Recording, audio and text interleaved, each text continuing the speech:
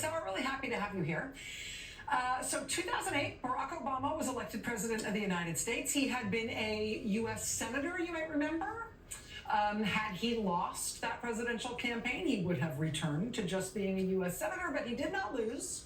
He won, and because he became president, that meant there was a vacancy. He had to vacate his Senate seat in order to move to the White House. And that meant the governor of Illinois would have to appoint somebody new to take that U.S. Senate seat that Barack Obama was vacating.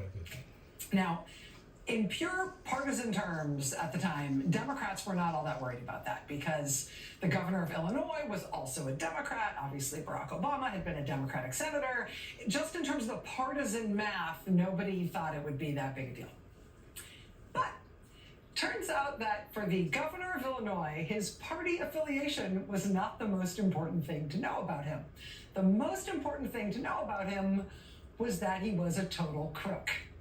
A crook who decided to sell that Senate seat for anything he could get and then to talk about it on tape.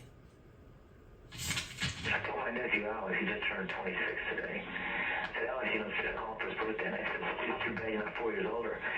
Because I could have given you a U.S. Senate seat for your birthday. Yeah. You know what I mean? Yeah. I mean, I got this thing, and it's golden. And I'm just not giving it up. Nothing. I'm not going to do it. I'm not going to give it up for effing nothing. It's effing golden. Illinois Governor Rod Blagojevich tried to sell Barack Obama's vacated Senate seat. He tried to use that Senate seat appointment essentially to extort things from all sorts of people, all sorts of ways he thought he should get paid for making that eventual appointment. He wanted a six-figure job for himself after his governorship. He wanted his wife put on corporate boards for another six-figure payout. He wanted big campaign donations. He demanded a cabinet position for himself in Obama's new government, or better yet, he wanted to be an ambassador. He really liked the idea of being an ambassador. Rod Blagojevich, as I mentioned, did a lot of this on tape. He was eventually charged with trying to shake down a Chicago newspaper and a Chicago children's hospital. He was charged with trying to shake down people who had contracts with the government for kickback campaign contributions. He was charged with lying to the FBI, and he was charged with trying to sell that Senate seat. Ultimately, Rod Blagojevich was convicted and he got 14 years in prison. But you know what? He might yet get to be ambassador to something. It might yet work. It just took a while and a long stint in prison in the meantime. Because today, President Donald Trump said he is going to pardon Rod Blagojevich. In confirming the pardon today, President Trump denied widespread reports that he's also going to name Rod Blagojevich ambassador to Serbia. When Trump was asked about that today, he said, no, he doesn't think he's going to name him ambassador to Serbia. Now, at least, quote, but I would. He's now cleaner than anyone in this room. He's now cleaner. Yeah, because you just cleaned him. Would Donald Trump really pardon a felon and then name that person to be an ambassador? Yes, he would. Jared Kushner's dad, Charles, he was a felon. Trump pardoned him already and then named him ambassador to France. Hey, Paris, here's your felon. Glad you're one of our most important allies in the world. And maybe Rod Blagojevich will be on his way to Belgrade as ambassador. If he did, that really would be effing golden, right? I mean, took him a while to cash in on this extortion plot, but he got there in the end with an assist from Donald Trump. Blagojevich and Charles Kushner, of course, would make a great sort of nucleus of the diplomatic corps for Donald Trump, perhaps alongside New York City Mayor Eric Adams. You may recall that New York City's unctuous mayor, Eric Adams, was indicted in September for allegedly taking foreign campaign donations and bribes, including from the government of Turkey. Mayor Adams denies the allegations. But he then spent campaign season and since sucking up to Donald Trump in the most public and humiliating ways possible. Now, tonight, Trump's Justice Department has ordered the supposedly so independent federal prosecutors in the Southern District of New York, named Justice, Trump's appointees there, have ordered SDNY that they must drop the charges against Eric Adams. Now, I mean, SDNY has some decisions to make. Even if they do drop these charges, it seems pretty clear that New York City is not interested in having Eric Adams around anymore. I do not think that he will be reelected. But hey, maybe he could be Trump's new ambassador to, Turkey. He's already got like half their stuff. He can be like, I'm moving into the embassy, but actually, can I just put a return label on all the stuff you shipped me? Again, he denies those allegations. I want to show you something here. See if you can spot the pattern here. A few days ago, Donald Trump appointed a new spokesperson for the Defense Department. His name is Sean Parnell. If that name sounds at all familiar, it's because the last thing he did in politics was fail in his effort to win a U.S. Senate seat from Pennsylvania. Mr. Parnell dropped out of the Republican primary after a judge took away custody of his children and ruled that Mr. Parnell had been violent and abusive toward the children and his wife. His wife had accused him, among other things, of throwing chairs at her, of dropping her off on an interstate on the side of the road when she was 6 months pregnant and telling her to get an abortion. She accused him of choking and strangling her. He denies the allegations, but that all came out during the campaign. And after the judge's ruling in that case, Mr. Parnell dropped out of the Republican primary, and he thus failed to win that U.S. Senate seat in Pennsylvania. That is the last thing that Sean Parnell did in public life. That's the last thing he did in politics. Now Donald Trump has named him spokesman for the Pentagon. Person who won that Republican primary for that Senate seat in Pennsylvania and then lost the Senate race in the general election, that was Mehmet Oz, Dr. Oz. Trump has now named him to run Medicare and Medicaid. So that was the Pennsylvania Senate seat. In the Georgia Senate races, there were 4 different Republicans who lost while trying to get Senate seats from Georgia in 2020 and 2022. Who have all now been named to things in the Trump administration. Kelly Loeffler lost a Georgia Senate race in 2020. Trump named her to head the Small Business Administration. David Perdue lost a Georgia Senate race in 2020. Trump named him to be ambassador to China. Doug Collins lost in the primary for Georgia Senate in 2020. Trump named him to run the VA. Herschel Walker lost a Georgia Senate race in 2022. Trump named him to be ambassador to the Bahamas. Carrie Lake lost her run for Arizona governor in 2022, and then she lost her run for Arizona senator in 2024. Trump just named her to run the Voice of America. Lori Chavez DeRemer lost her House seat in 2024 in Oregon. Trump named her to run the U.S. Labor Department. Brandon Williams lost his House seat in 2024 in New York. Trump named him to run the National Nuclear Security Administration, God help us all. Lee Zeldin lost his race for New York governor. Trump named him to run the EPA. Caroline Leavitt lost her campaign for a congressional seat in New Hampshire. Trump named her White House press secretary.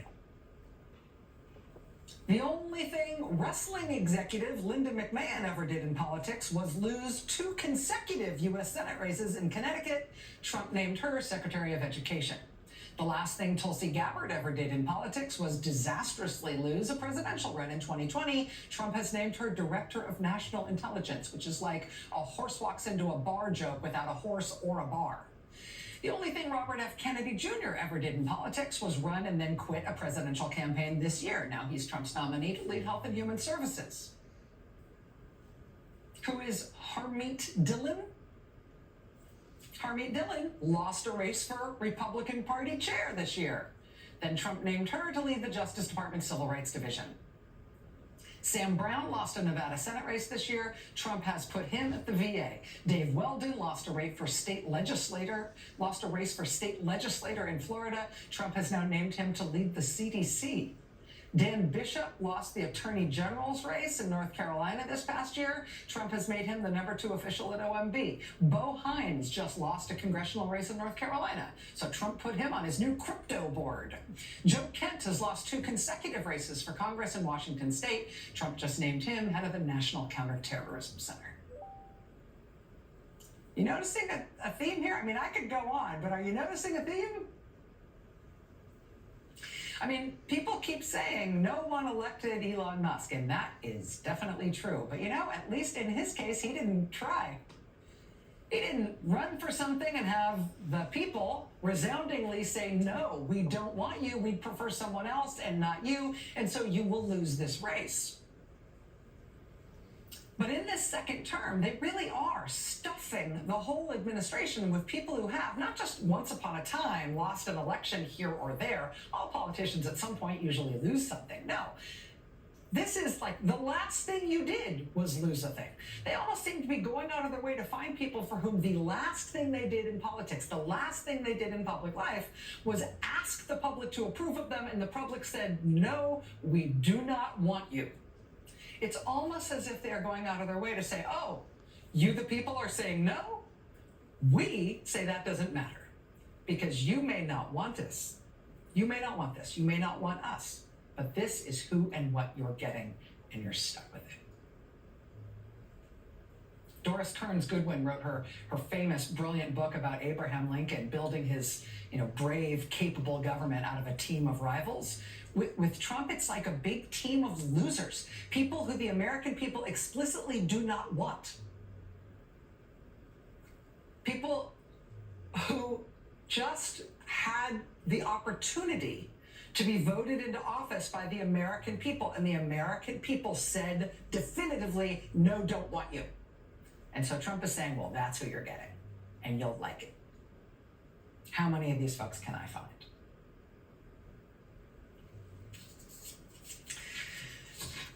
So there's a lot going on, like there is every day now. Tonight, more tragic news. Tonight, yet another fatal plane crash. We are 3 weeks into this new administration, and as of today, we've had just in that 3-week period, we've had the deadliest fatal plane crash in more than 20 years. The mid-air collision over the Potomac River in Washington that killed 67 people. That was followed a couple days later by the crash that killed 7 people and injured 24 more people on the ground in Philadelphia. That was followed by a plane catching fire on the runway in Houston, forcing all the passengers to evacuate downstairs in slides. That was followed by the crash between a plane and a tug at the airport at Chicago O'Hare, critically injuring an airport worker. That was followed by this Japan airplane slicing into the wing of a Delta plane at SeaTac. That was followed by another deadly crash at the end of last week, 10 people dead in a Bering air crash in Alaska, just outside of Nome, Alaska. And now, today, another fatal crash. No way, guys. As a small jet slid off the runway at the airport in Scottsdale, Arizona, and smashed into another jet. 1 person is dead, 3 are injured. We'll be watching for more news on that as it develops this evening. Again, that crash is in Scottsdale. And this is the 4th fatal aviation incident in the United States in 3 weeks. 1 mid-air collision, 2 single airplane crashes, and now 2 planes smashing into one another just off an airport runway. When's the last time we had 4 fatal aviation incidents in 3 weeks? The administration's explanation thus far has been to blame diversity somehow, and also to say, well, we'll take care of it. We'll have the cost cutters who work for the president's top campaign donor get to work in getting into the aviation system. None of the kids who work for Elon Musk have any aviation experience or safety experience or any experience doing anything like this, except there is that one kid working for Musk who appears to have been pretty deeply involved in working in and around criminal hacking and extortion groups. So at least there's that. So there's a lot going on. There's a lot going on every day. But so as to not get too overwhelmed with the pace of things, with I think what we're all experiencing as this torrent of bad news. I do think it's possible to recognize that not everything sort of fits in the same bucket. Not all of these things are the same, right? So in one category, I would put, bad outcomes, right? Plane crashes, bird flu jumping species and sparking new outbreaks. American farmers having been told by the government that if they install new fencing and dig a new well and upgrade their electrical, the government will subsidize that, will reimburse them for doing that. Now that those American farmers have spent that money, the Trump administration has decided they're not, in fact, paying them for it. So now those farmers are potentially going to go bankrupt, right? The shuttering of programs that prevent the spread of multi-drug resistant tuberculosis, programs that stop famines, programs that test cancer drugs and all the rest. All of these things are bad outcomes. I would even say like Charles Kushner, that's a bad outcome, right? Having a convicted felon as the ambassador to one of our most important allies, that itself is bad. Rod Blagojevich, that's bad. Pardoning politicians for profound and proven corruption, that's just a bad outcome on its face. So that's one category. So there's a second category, which is self-dealing and abuse of office. We're going to talk this hour about some of the amazing benefits that Donald Trump's top campaign donor, Elon Musk, is getting for himself and his companies now that Trump has let him take over running the government. There's things like, the inherently worthless Trump meme coin, on which he's made tens of millions of dollars already, thanks to the suckers who are willing to pay for it, right? There's all that. Like there's the bad outcomes. There's the self-dealing and corruption. I'd say those are the first two categories. But the thing that we're going to focus on tonight, and that I think, in a good sense, I think a lot of the country is starting to focus on right now, is a different category. It's not just a bad outcome. It's not just self-dealing and corruption. It's a third category that poses the risk of what I would call autocratic breakthrough. That's like the political science term for it. It's not just something turning out bad. It's not just you doing things in a way that is corrupt or for your own self rather than for the people you're supposed to be serving. It is breaking systems so that you can't be stopped. It's when they do things with their power that aren't just bad, that aren't just corrupt or self-dealing. They're designed to change the government and the country and the system so they can never be removed from power. So opposition to them becomes impossible or illegal or dangerous. So it doesn't matter what we want or what we don't want. It doesn't matter what we intend to vote for or vote against. They're staying anyway, and they'll do what they want regardless of how the rest of the country feels about it. That's autocratic breakthrough. And in that category, there's stuff to watch. The attacks on the media are not important because you have to like the media. They're important because without the media, the public's not going to know things the government doesn't want them to know. The attacks on the inspectors general and the oversight agencies, they're not necessarily important because you have to love the inspectors general and the oversight agencies. But again, it's a categorical change. In taking out the inspectors general and the oversight agencies, these guys are protecting themselves from being investigated or being stopped by those watchdogs, but they're also preventing the public from knowing about whatever malfeasance may be going on. And in that category, the autocratic breakthrough category, the changing the system so we can't be removed from office, so that we can act without regard for what the American people want or say or do. In that category, the big kahuna is the attack on the courts. You may have seen the headline tonight. We had a federal judge block the big cuts they just imposed on scientific and medical research. The amount of scientific and medical research funding and the way that funding is structured is set up by law. And to cut it unilaterally is to violate that law. So those scientific and medical research cuts have been blocked tonight by a federal judge. We've also had a federal judge block the resign or else threats against millions of federal workers that are trying to induce them into quitting their jobs. That has been blocked by a federal judge. We've had a federal judge block the Elon Musk improper access to the Treasury's payment system. That has been blocked by a federal judge. We've had a federal judge block their efforts to send 3 Venezuelan men to Guantanamo. We had a federal judge block the release of the names of FBI agents who worked on January 6th cases. We've had 3 different judges block the effort to overturn birthright citizenship, the American principle enshrined in the Constitution that says if you're born here, you're American. We have had 2 federal judges now block the government funding halt. We have had a federal judge block the shutdown of USAID and the order that everybody at USAID has to be fired or put on leave. We've had judges stop thing after thing after thing that they've been trying to do. And all of those losses in court, I mean, we're only 3 weeks into the administration. How have they lost in court this many times already? Well, it's because they're doing a lot of things all at once that seem, at least at first glance, to be quite illegal. And so judges are stopping them from doing these things as fast as lawsuits can be filed.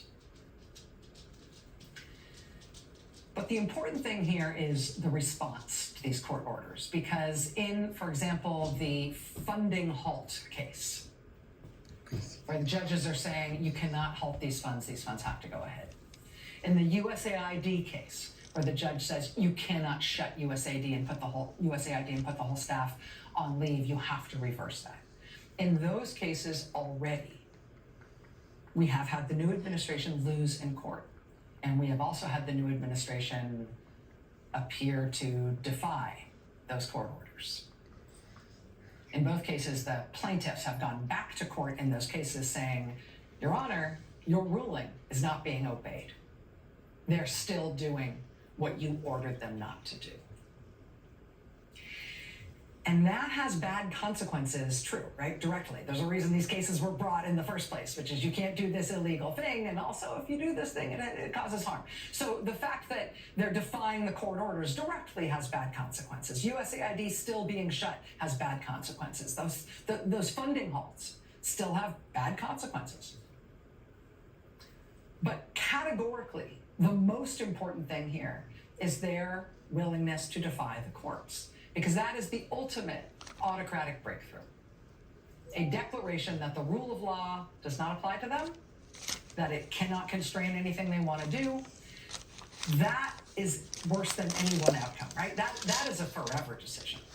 That means nothing anyone else wants and no court ever rules will ever again have any impact on what our government wants to do to us.